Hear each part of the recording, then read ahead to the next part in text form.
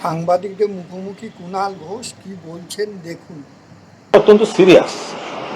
মূলত তিনটি কারণে মাননীয় মুখ্যমন্ত্রী রেলের অনুষ্ঠানে যাবেন না। তিনটি কারণ।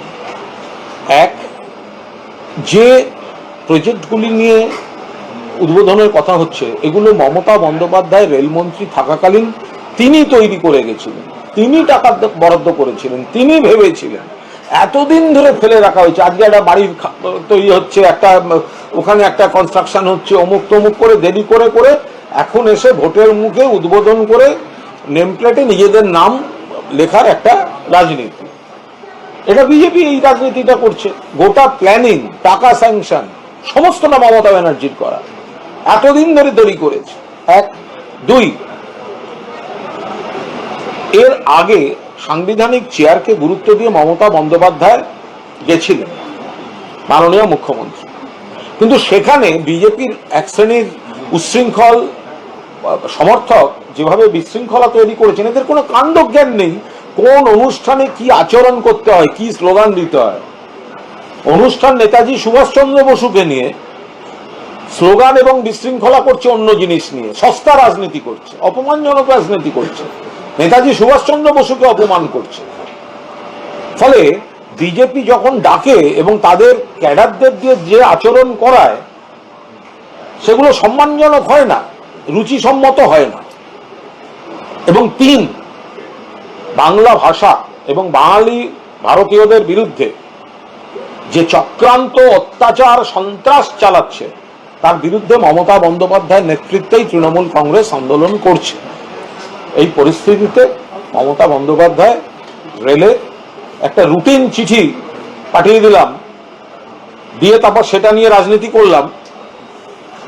মমতা বন্দ্যোপাধ্যায় যাবেন না বলেই আমরা জানি। আরেকটা হচ্ছে যে এবারে যে আমন্ত্রণ পত্রগুলো পাঠানো হচ্ছে সেখানে দেখা যাচ্ছে বিজেপি ক্ষমতায় আসার পর এই রাজ্যে রেলের জন্য কি কি কাজ করেছে তার একটা পরিসংখ্যান তুলে ধরে দেওয়া হয়েছে। রাজনীতি করছে তো, এই আমন্ত্রণটাই তো রাজনীতি। আমন্ত্রণের উদ্দেশ্য রাজনীতি, আমন্ত্রণের বয়ান রাজনীতি। আমন্ত্রণ করার পর সেই এলাকায় বিজেপির লোকদের ঢুকিয়ে দিয়ে বিশৃঙ্খল আচরণ করা, এই গোটাটাই তো ওদের পরপর রাজনীতি। তো ফলে ওরা এই ধরনের রাজনীতি করছেন যেটা কুরুচিকর। এবং এই মূল তিনটে কারণ। আরে যে মমতা বন্দ্যোপাধ্যায় তিনি রেলমন্ত্রী হিসেবে বাংলাকে যা দিয়েছেন, শুধু রেলমন্ত্রী হিসেবে বাংলার প্রত্যেকটি জেলাকে, পাহাড় থেকে সাগর, জঙ্গলমহল থেকে রাঢ় বাংলা, প্রত্যেকটি জেলাকে মমতা বন্দ্যোপাধ্যায় যা দিয়েছেন, যতগুলো নতুন ট্রেন, নতুন রুট, নতুন লাইন, নতুন প্রকল্প, বিপুল কর্মসংস্থান, সেটাই তো একটা নজির। ওদিকে একলাখি বালুরঘাট বলুন, এপাশ থেকে তমলুক দীঘা বলুন, এরকম অজস্র নতুন রুট মমতা বন্দ্যোপাধ্যায় করে গেছেন। মানুষ সুবিধা পাচ্ছেন। ফলে তাকে যদি একটা তাঁর তৈরি করা, তাঁর টাকা বরাদ্দ করা, সেখানে একটা রুটিন চিঠি পাঠিয়ে পলিটিক্স করতে যায়, তিনি কেন যাবেন সেখানে? বলছি, আজকে দিল্লিতে একটা ছবি ধরা পড়লো যে মল্লিকার্জুন খাড়গের পাশে অভিষেক কংগ্রেস সভাপতির পাশে তৃণমূল কংগ্রেসের সেকেন্ডারি কমান্ড। এটা কি আগামী দিনে রাজনীতিতে একটা নতুন বার্তা?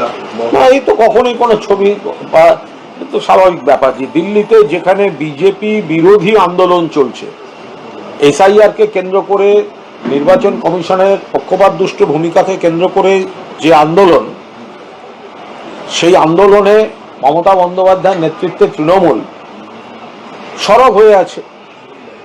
লোকসভার দলনেতা অভিষেক বন্দ্যোপাধ্যায়, দিল্লিতে বিজেপি বিরোধী দলগুলি সব এককাট্টা হয়ে লড়ছে। তো সেখানে কংগ্রেস সভাপতি, আমাদের সর্বভারতীয় সাধারণ সম্পাদক, লোকসভার দলনেতা, বাকি পার্টিগুলির সিনিয়র নেতৃবৃন্দ তারা একসঙ্গে প্রতিবাদ করেছেন। এ তো স্বাভাবিক। শুভেন্দু অধিকারী রাজভবনে গিয়ে জয়েন্ট এন্ট্রান্সের পরীক্ষার ফলাফল বের করতে হবে, রাজ্যপালের হস্তক্ষেপ চাইছেন। বললেন যে 5 লক্ষ ছাত্রছাত্রীর অভিভাবক। দেখুন, এটা তারাও জানেন যেটা আইনি জট পাকিয়ে এই ফলগুলোকে আটকে রাখা হয়েছে। মুখ্যমন্ত্রী এবং রাজ্য সরকার চাইছেন এই জট খুলে যেতে। এই জটের সঙ্গে শুধু জয়েন্টের ফল নয়, শুধু উচ্চ মাধ্যমিকের ফল নয়, অনেক কিছু আটকে আছে। ফলে মাননীয় মুখ্যমন্ত্রী চেষ্টা করছেন, কিন্তু এটা যেভাবে আবার নতুন জট পাকানো হচ্ছে, আইনি জট, তো সেটা তো এরকম কেউ বললেই দুম করে খুলে গেল। আমরা তো চাইছি জটটা খুলে যাক এবং অবিলম্বে শুরু। কেন তৃণমূল কংগ্রেস কেন চাইবে? ছেলেমেয়েরা হ্যারাস্ট হচ্ছে, অভিভাবকরা চিন্তায় আছেন।